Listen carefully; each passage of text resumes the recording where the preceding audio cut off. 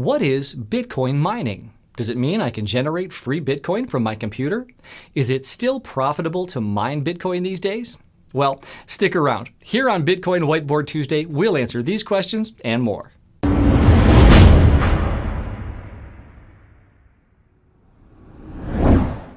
Bitcoin was created as a decentralized alternative to the banking system. This means that the system can operate and transfer funds from one account to the other without any central authority.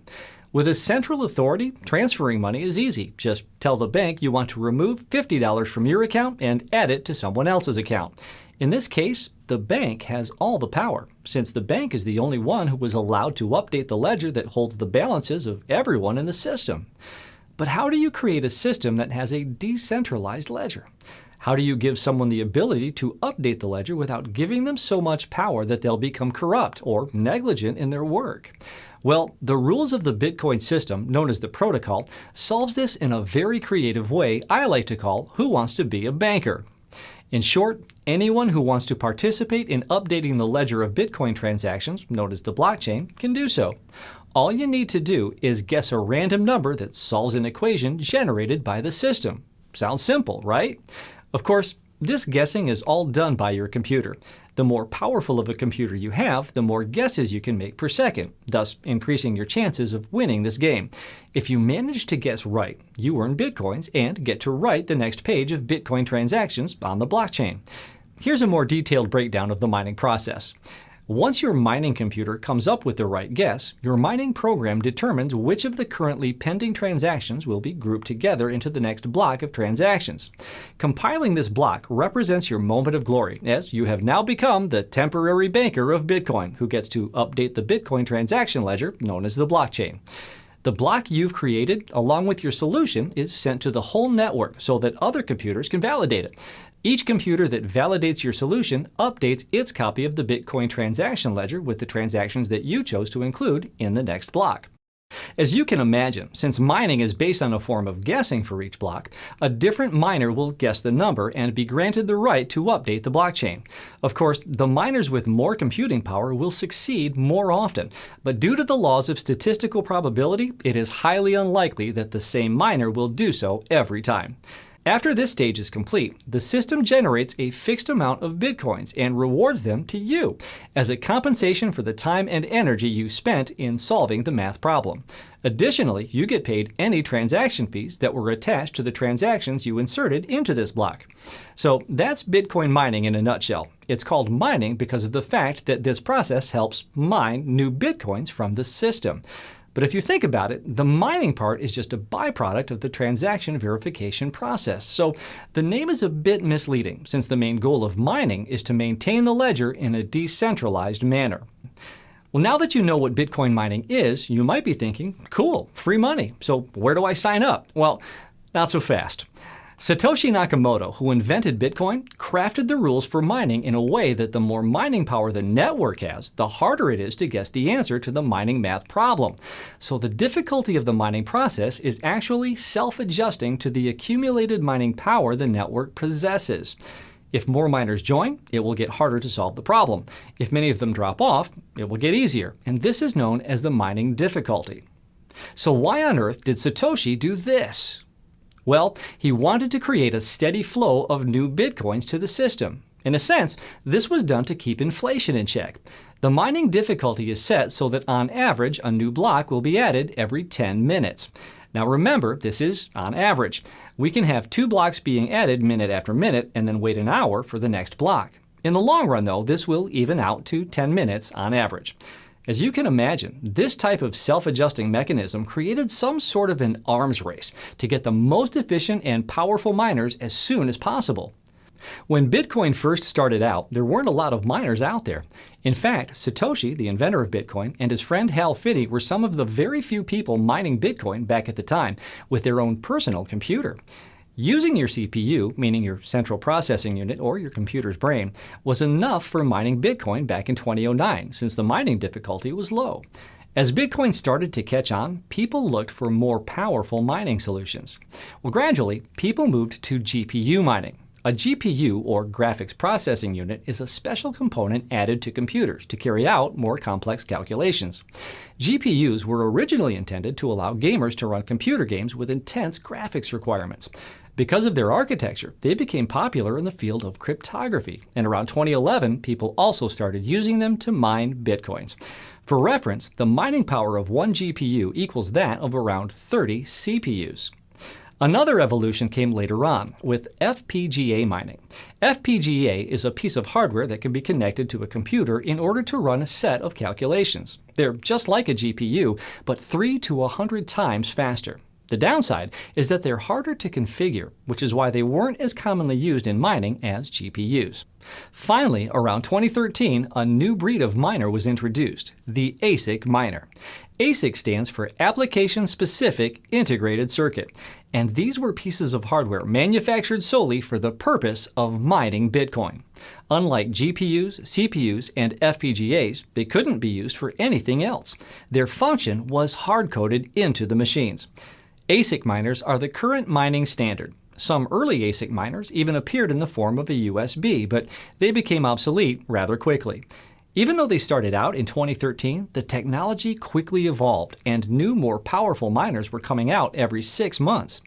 After about 3 years of this crazy tech race, we've finally reached a technological barrier, and things have cooled down a bit. Since 2016, the pace at which new miners are released has slowed considerably. Now that you know what miners are, let's talk a bit about mining pools. Assuming you're just entering the Bitcoin mining game, you're up against some heavy competition. Even if you buy the best possible miner out there, you're still at a huge disadvantage compared to professional Bitcoin mining farms. That's why mining pools came into existence. The idea is simple. Miners group together to form a pool, meaning they combine their mining power to compete more effectively. If the pool manages to win the competition, the reward is spread out between the pool members, depending on how much mining power each of them contributed. This way, even small miners can join the mining game and have a chance of earning Bitcoin, even though they're getting only a part of the reward. Today, there are over a dozen large pools that compete for the chance to mine Bitcoin and update the ledger. I know you might be thinking, okay, all this theory stuff is very nice, but is Bitcoin mining actually profitable today? Well, the short answer is probably not. The correct and long answer is it depends on a lot of factors. When calculating Bitcoin mining profitability, there are a lot of things you need to take into account. Well, let's go over them quickly. Number one, your hash rate. A hash is the mathematical problem the miner's computer needs to solve. The hash rate refers to your miner's performance, or how many guesses your computer can make per second. Hash rate can be measured in megahash per second, gigahash per second, terahash per second, and even petahash per second. Number two, the Bitcoin reward per block. And this refers to the number of Bitcoins generated when a miner finds the solution. This number started at 50 Bitcoins back in 2009 and is halved every 210,000 blocks, or about every 4 years. The current number of Bitcoins awarded per block is 12.5. The last block halving occurred in July of 2016, and the next one will be in 2020. Number three, the mining difficulty. Now, this is a number that represents how hard it is to mine Bitcoins at a certain moment according to the amount of mining power currently active in the system. Number four, your electricity cost. How many dollars are you paying per kilowatt?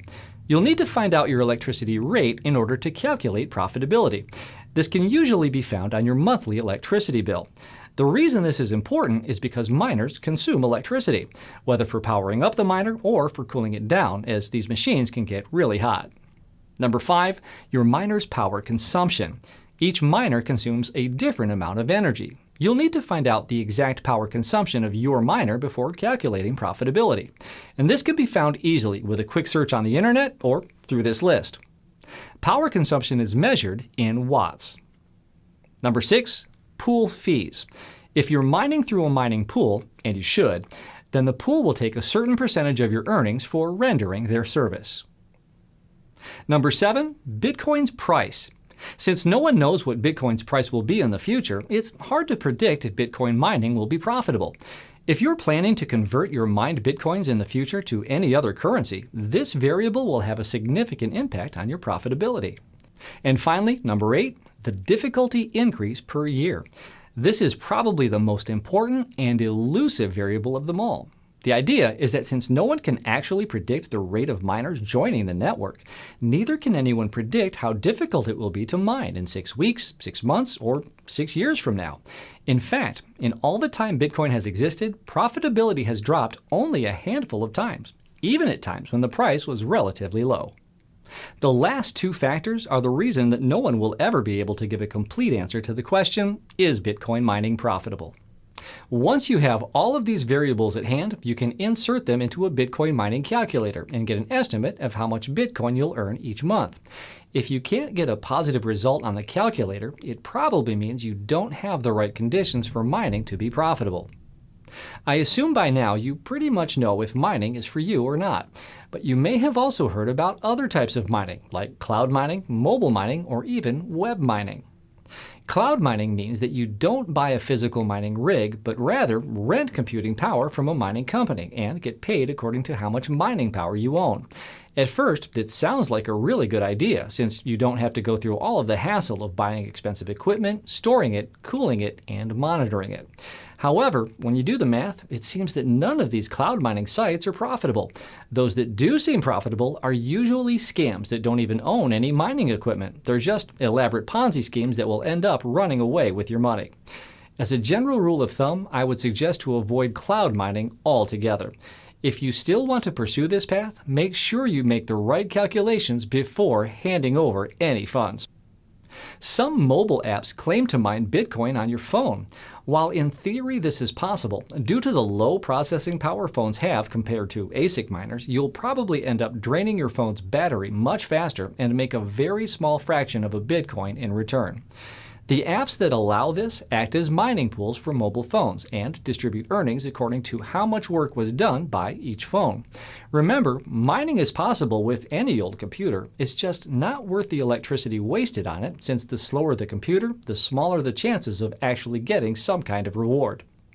Finally, somewhere around 2017, the concept of web mining came to life. Simply put, web mining allows website owners to hijack, so to speak, their visitors' CPU and use them to mine Bitcoin. This means that a website owner can make use of thousands of innocent CPUs in order to gain profits. However, since mining Bitcoins isn't really profitable with a CPU, most of the sites that utilize web mining mine other coins instead. As of the release of this video, over 20,000 sites have been known to utilize web mining. The concept of web mining is very controversial. From the site's visitor's perspective, someone is using their computer without consent to mine Bitcoins. In extreme cases, this can also harm the CPU due to overheating. From the site's owner's perspective, web mining has become a new way to monetize websites without the need for placing annoying ads. Also, the site owner can control how much of the visitor's CPU he wants to control in order to make sure he's not abusing his hardware. To conclude this episode of Bitcoin Whiteboard Tuesday, here are 3 questions I get asked a lot. The first is, isn't mining a waste of electricity? While there's been a lot of criticism regarding the energy consumption that Bitcoin mining employs worldwide, there are various arguments against this claim as well. For starters, you could say that Bitcoin mining ultimately requires less resources than the current banking system. If you take into account banks, servers, ATMs, credit card companies, and all other components of the current monetary system, you'll find out that it's much more wasteful than Bitcoin mining.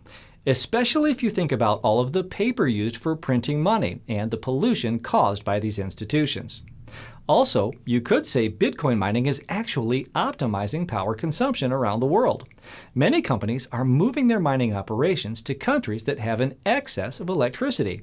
This means that the use of electricity worldwide is actually becoming more efficient. There are a lot of additional arguments in favor of mining, but I'll leave you with these 2 for now. The second question I usually get is, can't Google start mining Bitcoin and blow out the competition? Yes, it can, but it won't do it much good. The reason is that Google servers aren't fit for solving the Bitcoin mining problem the same way that ASICs are. For reference, if Google harnesses all of its servers to the sole purpose of mining Bitcoin and abandons all other business operations, it will account for around 1/1000% of the total mining power that the Bitcoin network currently has. And finally, should I mine Bitcoins? Well, now that you've about finished watching this video, you should be able to answer this question yourself. Keep in mind that sometimes there might be better alternatives to Bitcoin mining in order to produce a higher return on your investment. For example, depending on Bitcoin's price, it might just be more profitable to buy Bitcoins instead of mining them. Another option would be to perhaps mine altcoins, which can still be mined with GPUs like Ethereum, Monero, or Zcash. This concludes this week's episode of Bitcoin Whiteboard Tuesday. Hopefully, now you have a better understanding of what Bitcoin mining is, the process of updating the ledger of Bitcoin transactions incentivized with the rewarding of new Bitcoins to those who participate. You may still have some questions. If so, just leave them in the comments section below. And if you're watching this video on YouTube and enjoy what you've seen, don't forget to hit the like button, then make sure to subscribe for notifications about new episodes. Thanks for joining me here at the whiteboard. For 99bitcoins.com, I'm Nate Martin, and I'll see you in a bit.